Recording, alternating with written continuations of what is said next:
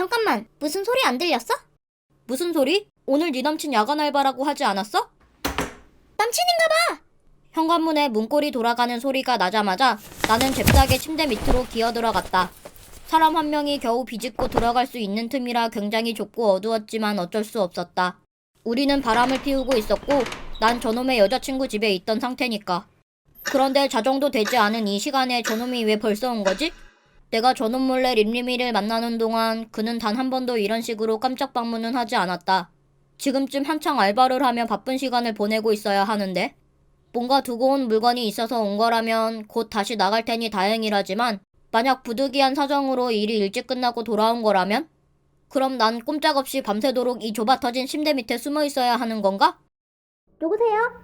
밖에서 림림이의 목소리와 함께 현관문이 열리는 소리가 들린다. 림림이의 남자친구가 화장실로 들어가면 그때 빨리 밖으로 도망을 치는 게 좋을 것 같다. 제발 바로 화장실로 가라. 제발. 그런데 그때 림림이의 비명소리가 들렸다. 밖에선 도대체 무슨 상황이 벌어진 거지? 설마 림림이에게 무슨 일이 생긴 건가?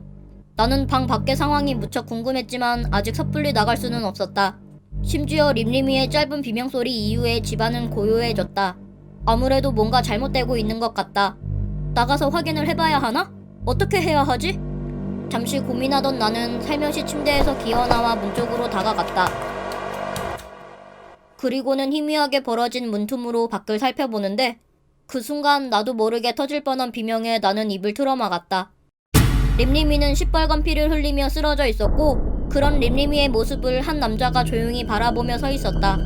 마르지 않은 피가 뚝뚝 떨어지는 칼을 든 채로 말이다. 저 사람은 림림이의 남자친구가 아니다. 나는 다시 침대 밑으로 기어들어갔다. 동시에 온몸이 떨리며 두려움이 몰려오기 시작했다. 강도인지 변태살인마인지 그런 생각을 할 겨를도 없이 엄청난 공포가 내 머리를 마구 휘저어댔다. 아마 림림이의 남자친구는 여전히 일하고 있을 것이다. 그렇다면 저 남자는 혼자 사는 여자의 집만 노리는 범죄자인 건가? 그동안 영화나 소설로만 봐오던 상황이 지금 내게 닥치니 말로 설명할 수 없을 정도로 무서워졌다. 더군다나 나는 침대 밑에 숨어있는 상태이기 때문에 저 남자가 조용히 사라지기만을 기도할 수밖에 없었다. 나는 귀에 온 신경을 집중했다. 그런데 현관문이 열리는 소리는커녕 기분 나쁜 정적만이 이 집을 감쌌다. 왜 이렇게 조용한 걸까? 저놈은 밖에서 뭘 하고 있는 거지?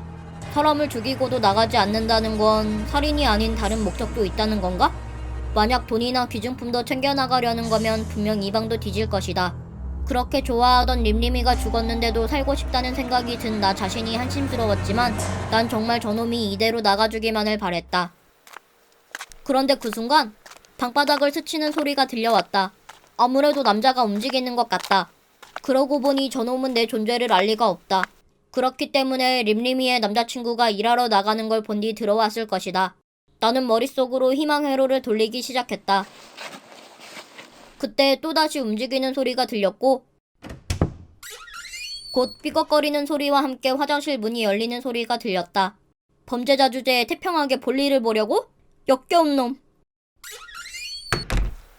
그러나 곧 문이 닫히고 다시 발걸음을 옮기는 소리가 났다.